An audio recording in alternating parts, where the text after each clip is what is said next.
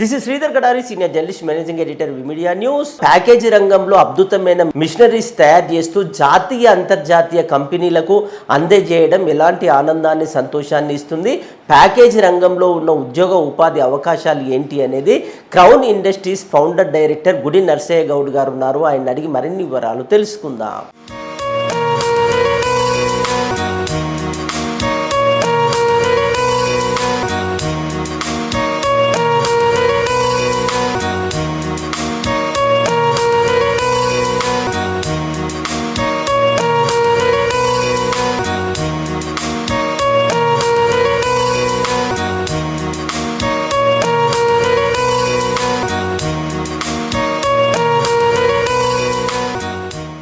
Crown industries ఏం చేసిందంటే, industrial revolution వచ్చినప్పటి నుంచి ప్యాకేజింగ్ మిషనరీ యొక్క ప్రాముఖ్యత తెలిసింది సార్ మార్కెట్లో.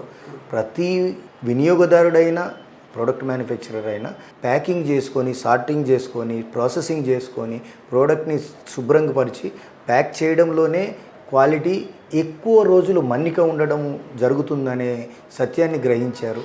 అండ్ క్వాంటిటీ మోసం జరగకుండా ఒకసారి ప్యాక్ చేసాం, కేజీ ప్యాక్ చేసి దాని మీద లేబులింగ్ చేస్తాం, ప్రింటింగ్ చేస్తాం, ఖచ్చితమైన ఓపెన్గా కనబడుతుంది ప్రోడక్ట్ అండ్ నీట్ ప్యాకింగ్ ఉంటుంది. కాబట్టి దానికి ప్రాముఖ్యతనిస్తున్నారు. అండ్ ప్రాముఖ్యత ఇవ్వడమే కాకుండా ఇప్పుడు వచ్చిన సిస్టమేటిక్ సూపర్ మార్కెట్స్ కానివ్వండి, మాల్స్లలో కానివ్వండి, ఈజీ క్యారీయింగ్, ఈవెన్ మీరు ఆన్లైన్ బిజినెస్లో చేసిన ప్యాకింగ్ అనేది లేకుండా ఏ ప్రోడక్టు లేదు అని చెప్పడానికి మాకు కస్టమర్ దేవుళ్ళే తార్కాణం. ఎందుకంటే ఈ రోజున ప్యాకేజింగ్ మెషినరీ యొక్క అవసరం అనేది ప్రతి వస్తువుకు, ఈవెన్ గుండు పిన్ను దగ్గర నుంచి బటన్స్ దగ్గర నుంచి దాన్ని కూడా మనం ప్యాకెట్లలోనే పర్చేజ్ చేసుకొని వస్తున్నాం. Pen, paper, whatever you say, make it pack and take it. Sir, packaging industries అనేది evergreen industry, like food and beverages.